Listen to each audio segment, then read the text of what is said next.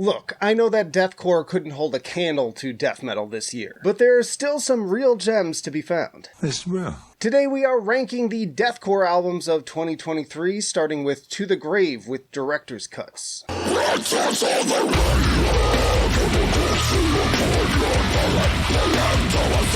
After falling in love with Global Warning in 2019, this was one of my most anticipated deathcore albums of 2023, and it continues to deliver that same promise of punchy, infectious grooves and varied vocals that should appeal to fans of Darko. And plenty of flavor touches to give each song its own memorable moments. Once more, I can't say enough great things about Dane Evans' dynamic vocal performances too, seeming to hit every possible technique at least once on ragers like BDTS, Acts of Kindness, and especially Red Dot Sight. This one is going to perfection. Next up is Of Sulfur with The Burden of Faith.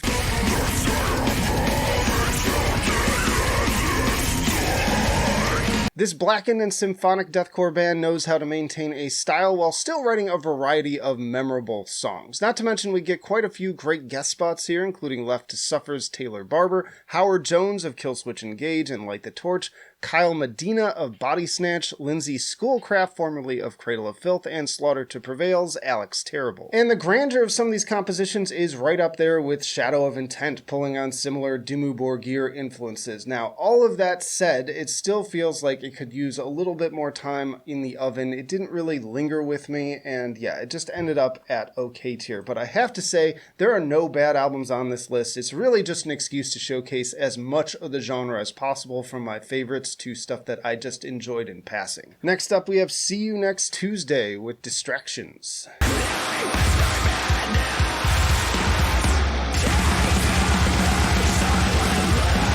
Another 2000 band making a triumphant return for their first new album since 2008. Now just bring back Psyopus and the Red Chord and we'll have a full house. Make it happen. Glad to be unhappy blast through 34 seconds like bullets from a firing squad while I'll Never Smile Again sounds like the coming of the apocalypse, and the Nightmares qualities are only further amplified by the occasional industrialized electronics. I'm going to put this one at great tier. Then we have Osiah with Chronos.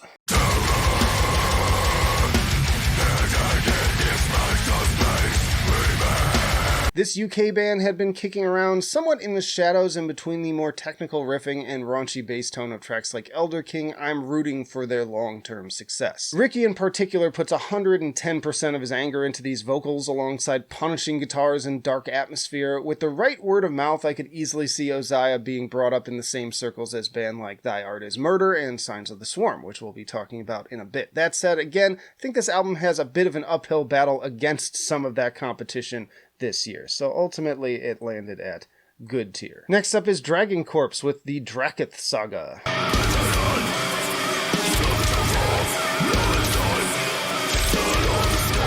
One of the more interesting albums in the genre this year, and perfectly named given their unique fusion of deathcore with power metal of all things. This feels like the perfect music for your next D&D session, bringing both fun, fantastic melodrama and fantasy, and heaviness to bang your head to. At 24 minutes, it's a low investment, but also enough to get me interested to see how this project evolves and matures moving forwards. Definitely a very unique album, and I can't wait to hear more. It's going to fantastic. By the way, if you're enjoying the video so far, hit the like button, it helps me out. And know that, again, this is obviously not a complete list of every deathcore album released this year, or even every deathcore album I heard this year. I wouldn't be surprised either if Darko Ninja drops their new album at the very end of December, in which case it probably would rocket right to perfection. But for the sake of brevity, let's continue on to Carnifex with Necromanteum.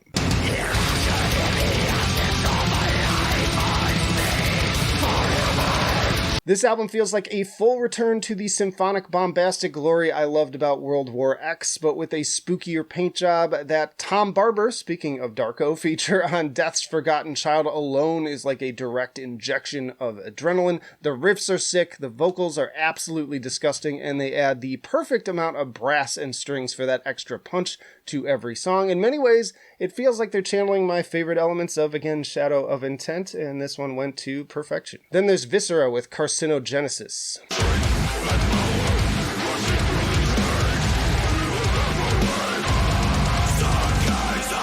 Viscera is a UK technical deathcore group I would recommend to fans of Within the Ruins, Silosis, and Born of Osiris. I love their 2020 album Obsidian, and songs like Rats with Wings and Omnipotence continue to deliver with those fast and furious Within the Ruins sounding low-end guitar lines that put most basic chuggers to shame. Now, I will say that the vocal performance can be a little hit and miss this time around, but the dual guitar work is so impressive that I can mostly look past that. I was frankly a little disappointed with this one, but still really solid, and it grew on me, and a band that I really think more people should know about. It's going to great tier. Then we have Crown Magnetar with Everything Bleeds.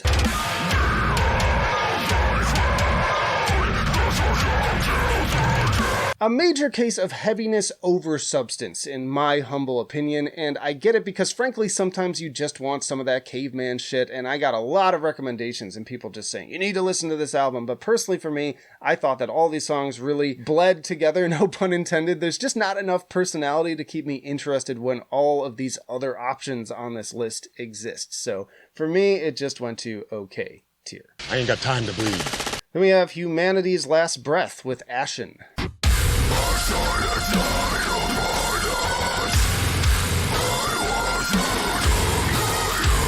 This is one of those bands that, again, everyone seems to love except for me, but for the record, I really did like Velde and considered that to be their best work to date, but for the most part, and this album included, I find them to be kind of dull given my own personal tastes. I tend to prefer my deathcore fast, aggressive, and packed with memorable riffs, and this is pretty much the polar opposite of that. It's almost entirely about atmosphere, and to their credit, they do that very well. I often describe this band as like the doom metal fans' deathcore band. And ultimately, I'm going to put it at good tier. It's definitely not at the bottom of the list, just not one of my favorites. Then there's Chelsea Grin with Suffer in Heaven.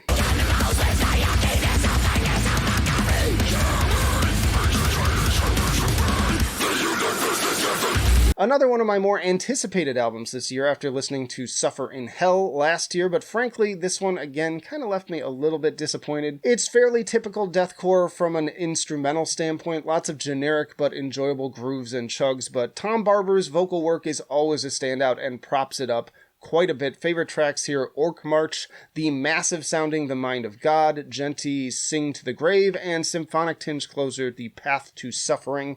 I'm going to put this one at great tier still. I really just thought it would be higher. Then there's Mental Cruelty with Zwielicht.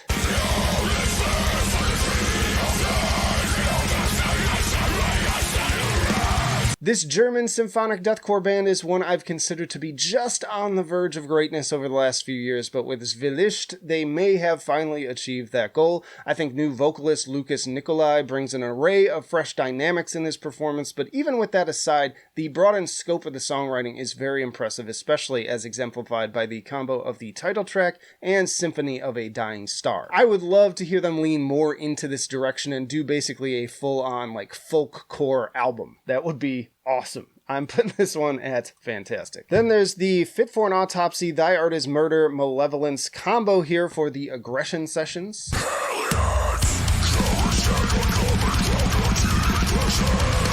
6 tracks, 2 for each band, and side B is all covers. Fit for an Autopsy kicking off strong with Hellions, continuing the trend of vast atmosphere and pummeling aggression set by the aptly named Oh What the Future Holds. Malevolence come hard with Waste of Myself, mixing pummeling hardcore aggression with bluesy Pantera grooves, and Thy Art is Murder brings the pain with the crushing Until There Is No Longer, which is pure mid-pace mosh pit fodder. Very strong EP worth checking out for deathcore and death metal fans alike, but I haven't felt the compulsion to go back to it very much, so it's just going to good tier. Then there's Brand of Sacrifice with Between Death and Dreams.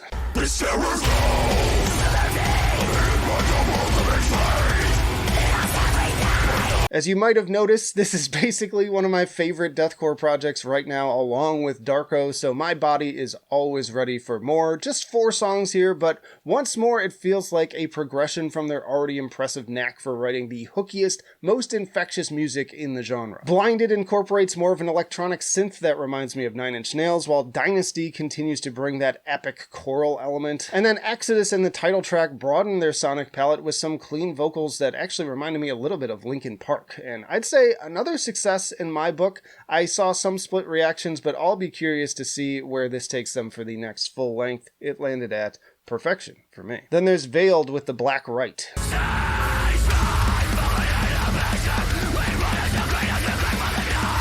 Another UK crew bringing infectious grooves, varied vocal performances, and some great symphonic additions to top it all off. It's a great mix of aggression and melody that I think could appeal to the same crowd as bands like Lorna Shore. Great use of pianos, strings, and other instruments along with well-executed hooks, and some of those clean choruses give me the major 2000s vibes going back to things like, again, Born of Osiris. Good stuff, just needs more time to gestate, I would say, so it also landed at okay, even if it's still pretty solid. Then there's Atoll with Human Extract.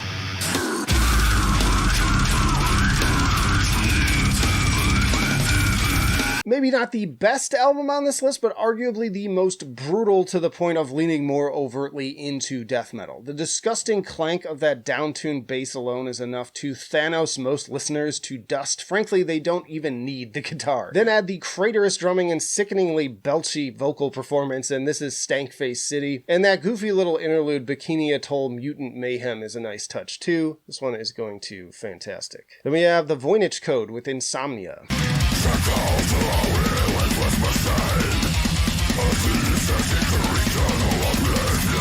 This Portuguese deathcore band has been coming up more and more whenever I discuss deathcore, and with this new release I can understand why. Fusing hard grooves, big atmosphere, and some pretty wicked symphonic keys, this is definitely for those out there enjoying the likes of Brand of Sacrifice, Lorna Shore, and again, Shadow of Intent. Now that said, this is far from my favorite deathcore album of this year, as I think they could benefit from a bit more originality in the songwriting and more varied vocals, but it still ended up at great tier. Then there's Salem Trials with Nocturnal Creation.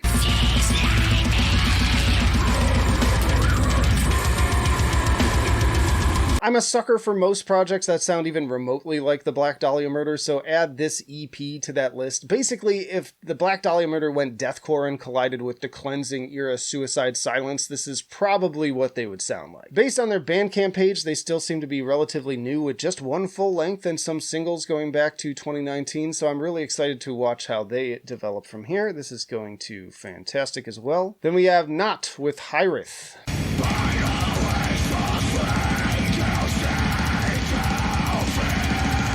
Nott is the seemingly perfect fusion of deathcore with doom. There are plenty of down-tempo bands out there like Traitors and The Last 10 Seconds of Life, but something about the atmosphere with this one just struck me as different. The press release used a very similar choice of words that I have in the past, calling Hiraeth a slow-motion freefall into the abyss, and I would agree with that. Solid stuff, but it does get a little bit old pretty quickly. I think it could use a little bit more variation from track to track. Still, I am interested, and it is going to okay tier. Then there's the Acacia strain with Step Into the Light.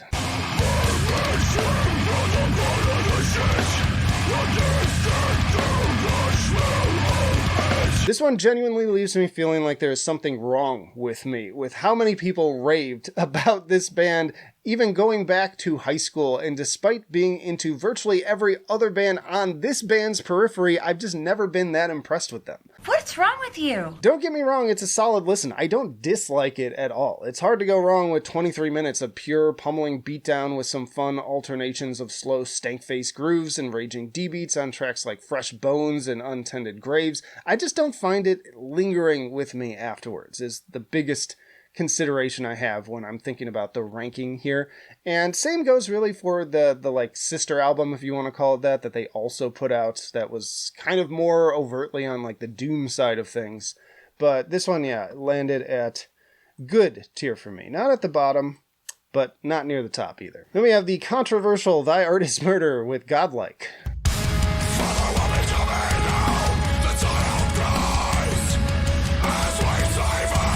Really strong outing from these guys despite the unpleasantness. I think they've really nailed that kind of perfect balance between infectious riffs, heaviness, and dark foreboding atmosphere. And regardless of which version you listen to, because there are different versions of some of these songs floating around out there, I think that it's a pretty subtle difference, and I appreciate on both versions the variation in the screams, but also a certain level of characterization to make things feel just that more real. I think it's a very consistent listen, so it is going to perfection. Then we have Worm Shepherd with The Sleeping Sun.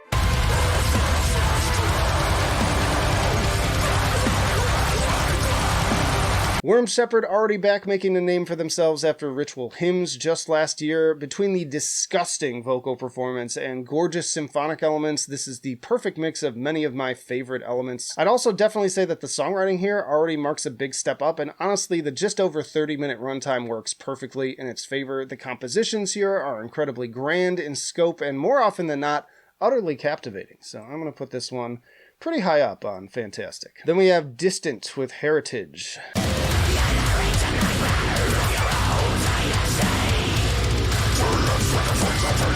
Another band I see people in this genre just raving about, but I just can't seem to get into. They even have some additional street cred on this album too, with a Will Ramos feature, which is very coveted. Again, super heavy, there is no denying that, but there is just so much heavy to be found these days that I need more than just generic chugs and some backing synth. Give me something to really chew on that's going to linger with me after the fact. I can certainly bang my head to this if I turn it on, and I did re-listen to it recently just to see if my opinion had changed, but as soon as the album is over, I immediately forget everything about it. It's just gone from my mind. And so for that reason, it is also at okay tier. Then I was turned on to Feral with Left to Suffer. Breaking me down as quickly as you build me up, and I think about it every time.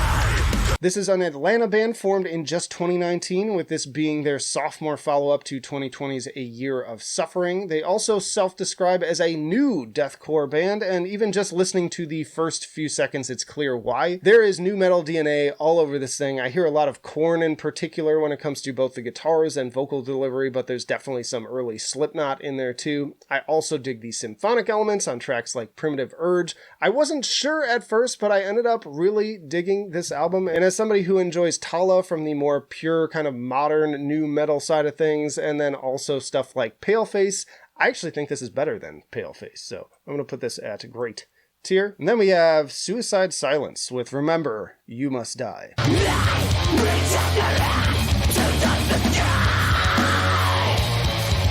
I had very low expectations going into this new record, but then they dropped Thinking in Tongues, which basically brought back all of the best elements that got me in Suicide Silence to begin with, but then for whatever reason they decided to not include it on the album. Seems like strange choice. Even so, I think this at least somewhat delivers on a return to form with the head-bobbing groovers like Fuck for Life, Kill Forever, and the eerily plotting Altar of Self, as well as straight rippers like God Be Damned and Endless Dark. The biggest weakness, though, is that these songs still lack that memorable, infectious quality of their earlier material that just made it work. I think this album might have impressed me back in like 2014, but as proven on this very list, there are just so many new projects in the mix now doing things much more interesting and exciting. So for that reason, it just ended up pretty low on good tier. And then we have Signs of the Swarm with Amongst the Low and Empty.